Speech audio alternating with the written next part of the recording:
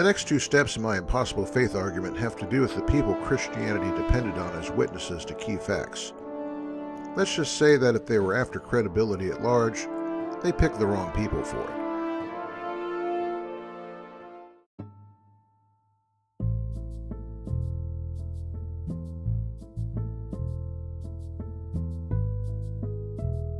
Many apologetics for the resurrection have stressed that if Christianity wanted to succeed, it should never have admitted that women were the first to discover the empty tomb or see the risen Jesus. This is because women were regarded as bad witnesses in the ancient world. We need to emphasize that this was not a peculiarity as it would be seen today, but an ingrained stereotype. Gender in antiquity came laden with elaborate stereotypes of what was appropriate male or female behavior. In general, Greek and Roman courts excluded women as witnesses, along with slaves and children. The Jewish historian Josephus refers to the levity and temerity of women, and women were considered so untrustworthy that they were not even allowed to be witnesses to the rising of the moon as a sign of the beginning of festivals. The reason for this prejudice was related to a much larger paradigm. A woman and her words were not regarded as public property, but should rather be guarded from strangers. Women were expected to speak to and through their husbands. Any woman who took an independent witness was thus violating the societal honor code.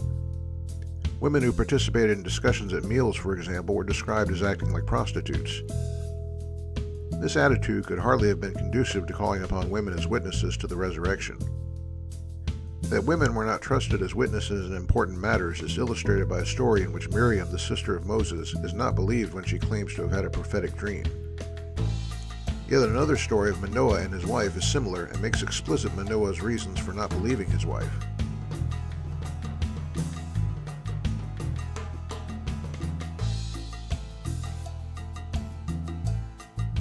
The core issue is not so much the reliability of women, as it is rather the idea of the priority of men in God's dealings with the world. Men were assumed to be the conduit for revelation, and women were assumed not to have had it given to them. However, reliability was part of the picture even so. Women were assumed to be less critical and to tend to miss important details because of their psychological makeup. To that extent, they were thought to become less reliable as the scale of gravity of the event they witnessed rose. We can easily notice that there is no appeal to women's testimony in missionary preaching in Acts, though Luke is quite obviously aware of what the women did and saw.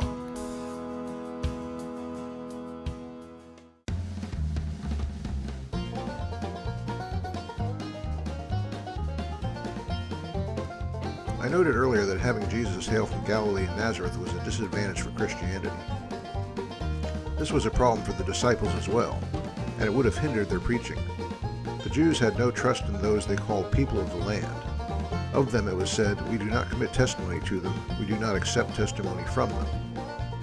In the ancient world, social standing was intimately tied to personal character. Fairly or unfairly, a country bumpkin was the last person you would believe. Only Paul may have avoided this stigma among the apostolic band, although Matthew may have as well, if he were not a member of a group despised for different reasons. Melina and Naira explain it this way.